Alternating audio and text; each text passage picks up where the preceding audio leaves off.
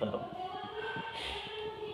ചിത്രഗുപ്ത സദസ്സ്, അതായത് നമ്മൾ മരണശേഷം നമ്മുടെ വിധി കാത്തിരിക്കുന്ന സ്ഥലമാണ് ആചാരപ്രകാരം ചിത്രഗുപ്തൻ. അവിടെയാണ് നമ്മളെ വിധി, അതായത് മരിച്ചതിന് ശേഷം ആത്മാവിനെ സ്വർഗത്തിലേക്കാവുന്ന നരകത്തിലേക്കാവുന്ന കൊണ്ടുവിടേണ്ടെന്നുള്ള ഒരു സ്ഥലം, ഒരു ഓഫീസ്. അപ്പോൾ കൂടി ആത്മാക്കളിങ്ങനെ കാത്തിരിക്കണം.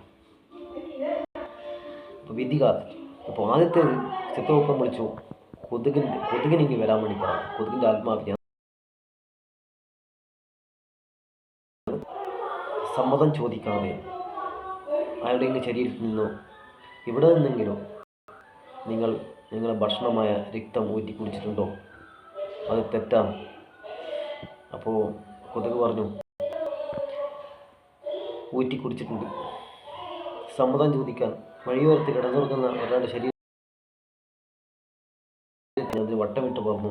ശിവിയുടെ അടുത്ത് പോയിട്ട് ഞാൻ സമ്മതം ചോദിച്ചു. കാരണം എനിക്ക് മനുഷ്യ ഭാഷ അറിയില്ല, യൂട്യൂബോ അതുപോലെ തന്നെ ഗൂഗിളോ ഒന്നും എൻ്റെ കയ്യിലില്ല, വലിയ ഫോൺ എടുക്കാനുള്ള ആരോഗ്യം എനിക്കില്ല. അതുകൊണ്ട് ട്രാൻസ്ലേറ്റർമാർക്ക്, അതായത് തർജ്ജമകളൊന്നും എനിക്കറിയില്ല. ഞാൻ പോയിട്ട് എൻ്റെ സ്വതസിദ്ധമായ ഭാഷയിൽ ഞാൻ പോയി ചോദിച്ചു, കുറച്ച് രക്തം ഊറ്റി കുടിച്ചോട്ടെ നമ്മുടെ ഭാഷയിൽ, കൊതുക് ഭാഷയിൽ. ആ പറഞ്ഞത് മാത്രമേ എനിക്ക് ഓർമ്മയുള്ളൂ. ഒരൊറ്റ അടി കിടക്കുന്നു. ഇതാണ് ഞാൻ ചെയ്ത് തെറ്റി. അപ്പോൾ സമ്മതം ചോദിച്ചിട്ട് കാര്യമില്ല. ഇത് കേട്ട ചിത്രഗുപ്തൻ കണ്ണു തള്ളി. അടുത്ത ജന്മത്തിൽ നിനക്കും ഒരു മൊബൈൽ ഫോൺ ഉപയോഗിക്കാനുള്ള ഒരു മനുഷ്യനായി ജീവിക്കട്ടെ എന്ന് പറഞ്ഞുകൊണ്ട് അയാളെ സ്വർഗത്തിലേക്ക് പറയിച്ചു. ഇതുപോലുള്ള ആൾക്കാരാണ് സ്വർഗത്തിലേക്ക് വേണ്ടതെന്നും ആ കൊതുകിൻ്റെ ആത്മാവിനോട് പറഞ്ഞ് വളരെ സന്തോഷത്തോടെ അയാളെ യാത്രയാക്കി. ഒരു ബെല്ലാറ് ജാതിയാണല്ലേ.